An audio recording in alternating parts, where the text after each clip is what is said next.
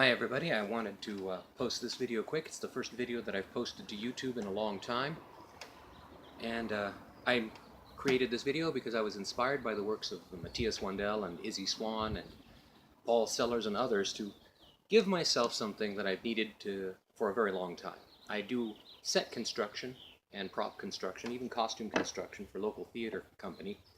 And we work out in the local wine country at the vineyards. So sometimes I have to create things, and I just don't have the tools that I need out there because I don't have a place to store them. Nor do I have a workbench. I have a stage and I can jury rig stuff, but sometimes I just need something a little bit more secure. And when Izzy Swan was on his way out from his home to visit relatives, and during the hurricane, he built his emergency workbench, and on that workbench, he created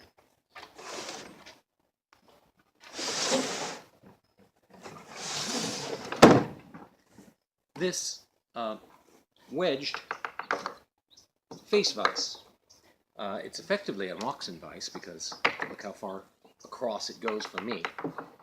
So I'm going to call it my wedged Moxon vise, and it's made, the entire box is made out of scrap wood. As is usual in these things, much of the work is done with preparation, so I had to plane down the scrap wood from old builds. This was old wood that had come from outdoor stages and sets, so it was all weathered, it was warped, wasn't exactly the best.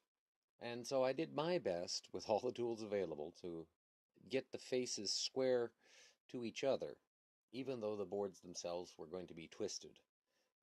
Meant that I was going to have to plane down a lot more once the glue up was done. To accomplish the glue up, I used my scrap-made 3-foot clamps.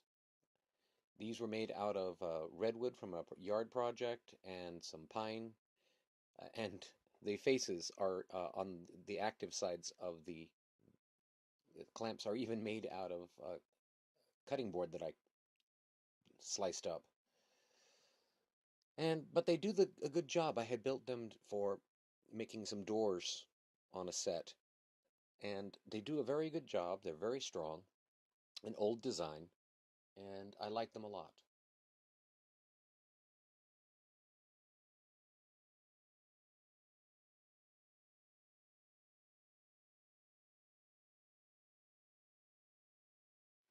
Next was to create the wedge holder. So I took some 2x4, cut it down on a bandsaw, smoothed it out eventually, and chopped out the cove, squared it all up again, made sure it was flat, and I was ready to go. Because I was looking for a work surface, I also decided to create this quasi-Japanese toolbox-inspired lid, again out of hemlock, pine, things like that that I had lying around, and a piece of plywood. And inside I keep my scrub plane, my jack plane, my block plane, things of that nature. I've got to be careful about this. It needs to be facing down. And the idea is that I will eventually get inside the box, create unique storage for things like my chisels, my rasps, my brace and bit, and then my power tools, or my battery-operated tools, like the drill drivers that I use for screw guns and things like that. And this itself, when it's fastened into place, can also act as a...